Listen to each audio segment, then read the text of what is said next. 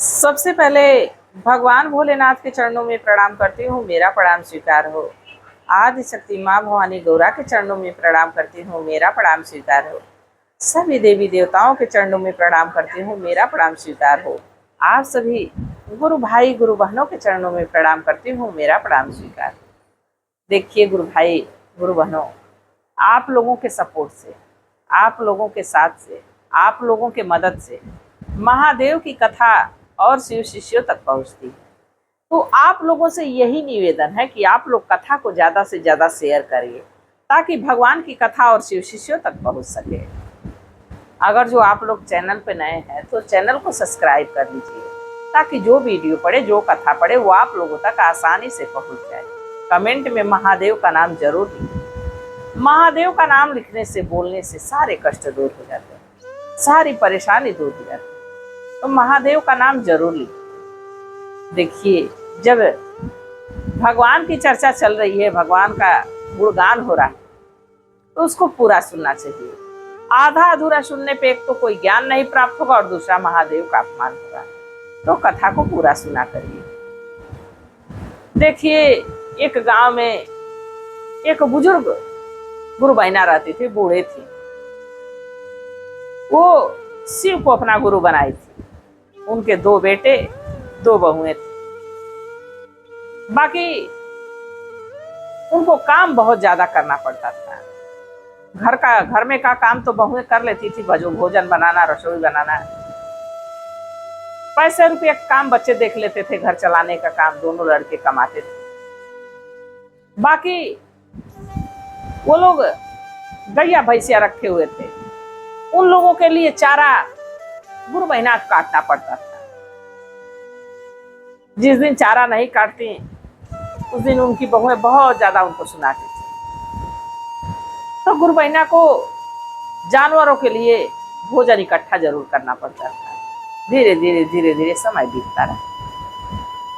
एक दिन गुरु बहना गाय के लिए चारा काटने गई थी खेत में। तभी उनको बहुत विशाल एक सर्प दिखा। सर्प को देख के भयभीत हो गए, डर गई कि इतना बड़ा सर्प तो आज तक पूरे जीवन में मैंने देखा ही नहीं था। अब ये सर्प तो आज हमको निगल डालेगा, छोड़ेगा नहीं। तब तक उधर से आवाज आती है कि मां डरो मत। जब ये बात सुनी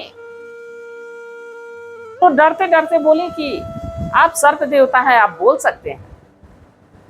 तो कहे कि हाँ बूढ़ी मैया, मैं एक श्रापित सर्प हूं और मैं बोल सकता हूं और मेरे प्राण आज बड़े संकट में। बूढ़ी मैया कही कि क्या मैं मदद कर सकती हूँ। सर्प देवता कहे कि माँ, मुझे बड़ी जोरों की भूख लगी।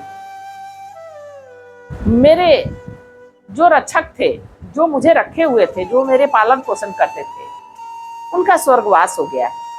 मैं एक ऋषि मुनि के आश्रम में रहता था। ऋषि मुनि का तो स्वर्गवास हो गया है, मैं अकेला हो गया हूँ। मेरे भोजन का प्रबंध कोई करने वाला नहीं और श्राप के बस मैं नाग बना, तो मुझे भोजन की आवश्यकता पड़ती। मुझे भोजन करा देती माँ तो बड़ा ही अच्छा होता है। बूढ़ी मैया कहीं बेटा, जब तुम माँ मुझे कहे तो मैं तुम्हारे भोजन की व्यवस्था जरूर करूंगी। अब भगवान का नाम ली कि हे प्रभु, अब हमारी मदद आप ही कर सकते हैं। आज तक तो हम अपने बेटों की सेवा किए, आज एक और बेटा हमारा हो गया, मैं उसकी मदद करने जा रही हूं, हमारा साथ दीजिएगा। अब बूढ़ी मैया घर पहुंची, चोरी छुपे किचन में घुसी, देखी तो भोजन समाप्त हो चुका था, कुछ नहीं था। पर दूध थोड़ा गर्म होने के लिए रखा गया था। धीरे से एक लोटे में दूध डाली, आंचल में छिपाई, छिपा के लेके चल दी। नाग देवता के पास लेके गई, एक पात्र में रखी, कही बेटा पी लो दूध को। नाग देवता 2 दिनों से भूखे थे, अब उस दूध को पिए। अब एक दूसरे से लोग बात करने लगे। नाग देवता कहे कि माँ, अब मैं यही रोज तुम्हारा इंतजार करूंगा। वहां एक बहुत बड़ा वृक्ष था, बोले कि इसी पोतड़े में मैं रहूंगा, मैं तुम्हारा रोज इंतजार करूंगा, रोज तुम मुझसे मिलने आना मेरे लिए भोजन लेके। अब बूढ़ी मैया को भी उससे लगाव हो गया, प्रेम हो गया कि माँ मुझे कह रहा है। अब बूढ़ी मैया रोज किसी ना किसी बहाने से भोजन चुराती, दूध चुराती और रोज ले जाके उस नाग देवता को खिलाती पिलाती। समय बीतता रहा, कभी भोजन नहीं मिल पाता तो चुरा के कुछ पैसे ही ले जाके खरीद के बाकी ले आके उसको खिलाती जरूर थी। समय बीतने लगा, 1 आध साल बीत गया, कोई जान नहीं पाया। एक दिन बूढ़ी मैया लोटे में दूध भर रही थी, तभी उनकी बड़ी बहू की नजर पड़ गई। देखी कि बुढ़िया इसीलिए तंदुरुस्त होती जा रही है, लग रहा है पूरा दूध यही पी जाती है। मैं भी कहती हूँ दूध जाता कहाँ है, मैं सोचती थी दूध बिल्ली पी जा रही है और दूध तो ये बुढ़िया ले रही है। बड़ा क्रोधित हुई। उस समय तो कुछ नहीं बोली। जब उसका पति शाम को आया तो कही देखिए आपकी माँ चोरनी है। लड़के कहे कि नहीं नहीं ऐसा नहीं हो सकता है, माँ हमारी चोरनी नहीं।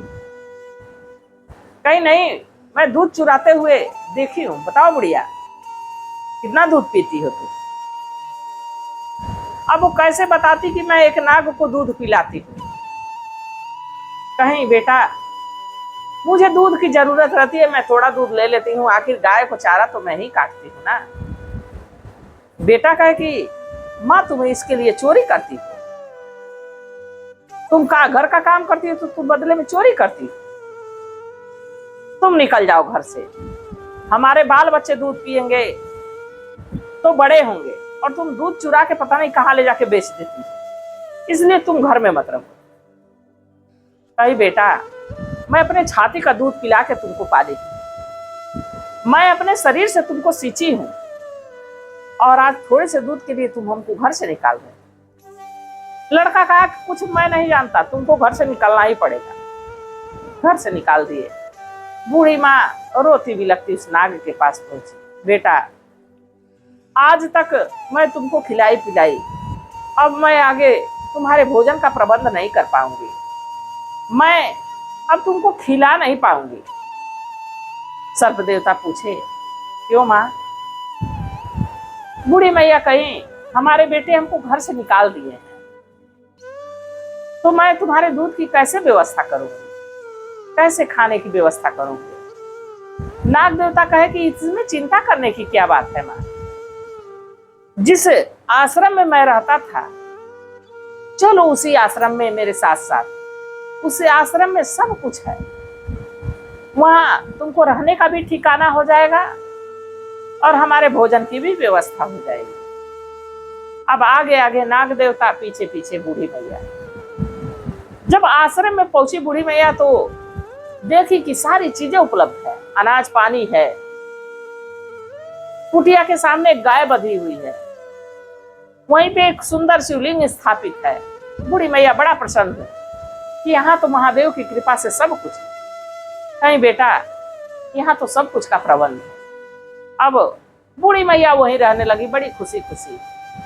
रोज फूल फल तोड़ती, भगवान की पूजा अर्चना करती, गैया से दूध निकालती, अपने सर्प बेटे को भी पिलाती, अपने भी खाती पीती। समय बीतने लगा। अब समय बीतने लगा। एक दिन रात्रि को बूढ़ी मैया सोई हुई थी और जो नाग देवता थे उनका आधा शरीर मनुष्य का और आधा शरीर नाग का, उनकी नींद खुल गई। देखी तो डर गई।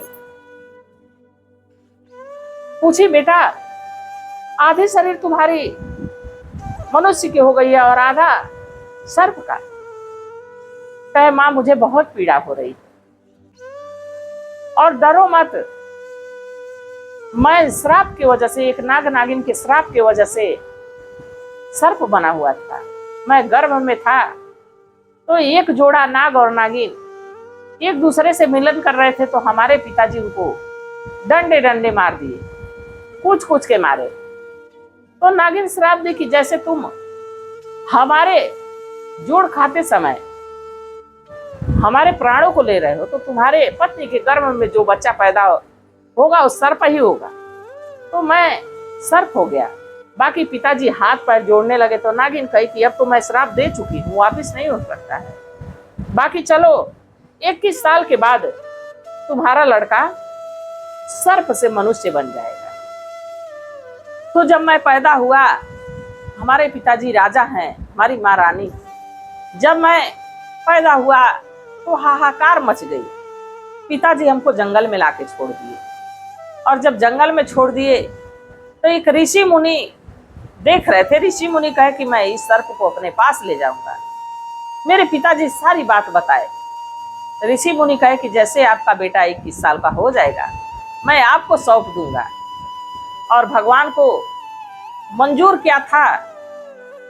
21 साल होने से पहले ही ऋषि मुनि का देहांत हो गया और मैं अकेला हो गया। फिर तुमसे मुलाकात हो गई। माँ तुम डरो मत। और देखते ही देखते कुछ देर के बाद खूब सुंदर राजकुमार उस नाग के शरीर से मुक्त हो गए। अब नग्न अवस्था में बूढ़ी मैया दौड़ के अपनी एक फटी हुई साड़ी लाई, उन लड़के को दी लपेटा। राजकुमार साड़ी को लपेट लिए।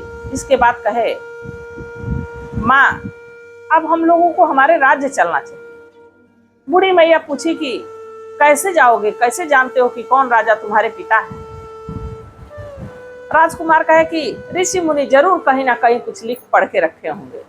अब सारा सामान खोजते खोजते राजा का पता मिला। अब दोनों माँ और बेटे, बूढ़ी मैया और वो सर्प जो था राजकुमार के रूप में हुए, उस राज्य में पहुंचे। उस राज्य में पहुंचे, जाके द्वारपालों से कहे कि हमको राजा से मिलना है। द्वारपाल कहे कि राजा नहीं मिल सकते। राजा लग रहा है कि अपने प्राणों को त्याग देंगे। रानी बिलख रही है, राजा अंधे हो गए रोते रोते।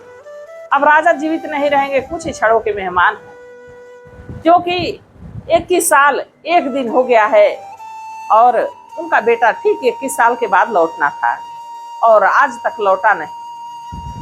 तो राजकुमार कहे कि ऐसा हमसे मुलाकात करवा दो, शायद मैं तुम्हारे राजा के प्राण बचा सकूं। द्वारपाल दौड़ते हुए राजा के पास गए।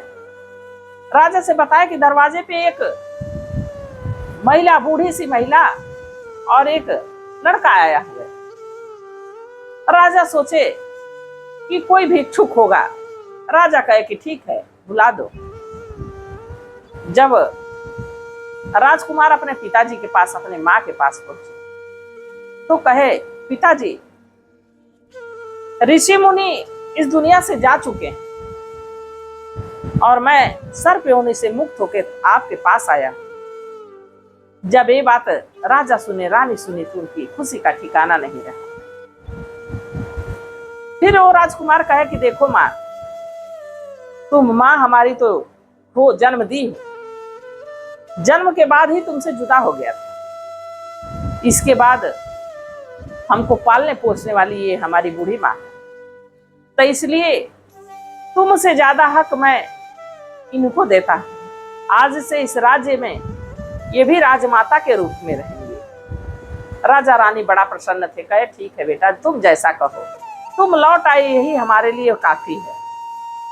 अब धीरे धीरे समय बीतने लगा। उधर देखिए, जो बूढ़ी मैया के बेटे थे उन लोगों का घर द्वार सब कुछ बर्बाद हो गया, दर दर की ठोकर खाने लगे। खोजते खोजते किसी ने बताया, तुम्हारी माँ तो राजमाता बन गई। अब वो लोग सोचे कि माँ के पास जाया जाएगा तो माँ जरूर कुछ मदद करेगी। अब पहुंचे लोग राजा के दरबार। राजा के दरबार अपनी फरियाद लेके पहुंचे। कहे हमें हमारी माँ से मिलना है। अब माँ के सामने उपस्थित हुए। बूढ़ी मैया कहीं, बेटा मैं तभी तक तुम्हारी माँ थी जब तक तुम्हारे घर में थी। अब मैं इस सर्प रूपी राजकुमार की माँ हूं, क्योंकि मैं दूध चुरा के इन्हीं के लिए लाती थी। ये सर्प थे और तुम लोगों ने लांछन लगा के, चोरी का लांछन लगा के हमको घर से निकाल दिया। देखिए, कभी कभी झूठ बोलना पड़े किसी अच्छे काम के लिए तो झूठ झूठ नहीं होता है। वो कहें कि मैं झूठ बोलती थी, मैं चोरी करती थी एक अपने बेटे को पालने के लिए, पर तुम लोगों ने हमारी हृदय की बात को नहीं समझा। अब क्या लेने आए? माँ हम बर्बाद हो गए, दर दर की ठोकर खा रहे हैं, ये तुम्हारे कर्मों की वजह से। अब घर ले जाने की जिद करने लगे अपनी बूढ़ी माँ को कि बूढ़ी माँ चलेगी तो धन दौलत के साथ चलेगी। बूढ़ी मैया कहीं धन दौलत तो तुमको सब मिल जाएगा पर माँ नहीं जाएगी। राजकुमार धन दौलत सब कुछ दे के उन लोगों को विदा किए, पर बूढ़ी मैया को अपने साथ रहे। तो देखिए जब महादेव की कृपा हो जाती है तो कब एक भिखारी को राजा बना दे। बूढ़ी मैया घास चारा काटती थी दिन भर अपने जानवरों के लिए, पर महादेव की कृपा हुई कि राजमाता के रूप में वो जाने गए। वो कब किसकी किस्मत पलट दे कोई जानता नहीं। तो गुरु भाई गुरु बहनों, आपको कथा कैसी लगी जरूर बताइएगा। मैं भी महादेव से प्रार्थना करती हूँ कि हे भोलेनाथ, हे शिव गुरु, जो इस कथा को देख रहा है सुन रहा है सब पे अपनी दया दृष्टि बनाए रखिएगा। इसी कामना के साथ हर हर